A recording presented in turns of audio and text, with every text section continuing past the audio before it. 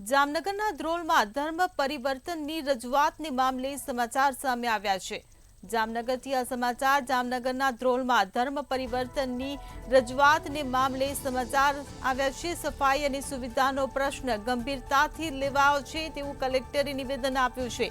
પ્રાથમિક સુવિધા અંગે વિસ્તારવાસીઓની રજૂઆત હતી ત્યારે કામગીરી શરૂ કરવામાં આવી છે તેવું કલેક્ટર દ્વારા જણાવવામાં આવ્યું છે।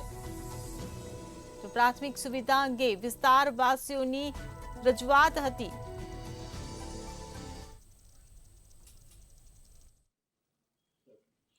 ધ્રોલ નગરપાલિકામાં જે અત્યારે ગઈકાલે અમને એક પત્ર દ્વારા રજૂઆત મળી હતી,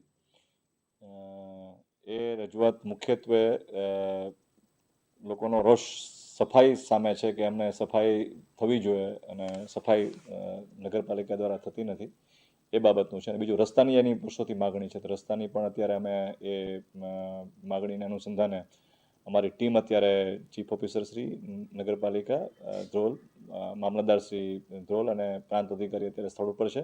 અત્યારે ત્યાં ક્લિનિંગનું કેમ્પેન એટલે એક ઝુંબેશ, સફાઈ ઝુંબેશ અત્યારે ચાલુ છે અને અત્યારે આખી ટીમ ત્યાં કરે છે સફાઈ। અત્યારે લગભગ પ્રોગ્રેસમાં છે। 2-3 જેસીબી મશીન અને માણસો ત્યાં અત્યારે લાગેલા છે અત્યારે। અને જે બીજી પણ રજૂઆત એવી હતી કે લોકો પશુ અને બીજા જે મરી ગયા હોય ગામનો છેવાડાનો એકચ્યુઅલી આ લોકો રહે છે એ ગામની બહાર એની રહે છે, વાડી વિસ્તારમાં રહે છે, એટલે ગામ પૂરું થાય પછી લગભગ કિલોમીટર પછી, એટલે ઘણા લોકો ત્યાં પશુ મૃત્યુ બીજું કંઈ હોય તો ત્યાં ફેંકી દે છે અને તેના કારણે એ લોકોને દુર્ગંધ ફેલાય છે, ચોમાસામાં એ મુશ્કેલી થાય છે।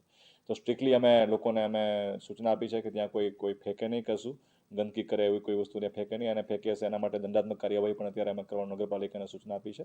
અને અત્યારે સફાઈ કરી અને જે પણ કોઈ આવું ગંદકી કરતા હશે એની પર કડક પગલાં, દુકાનવાળા પણ કરતા હશે તો દુકાનને પણ સીલ મારવા સુધીના પગલાં લેવાની અત્યારથી સૂચના આપેલી છે।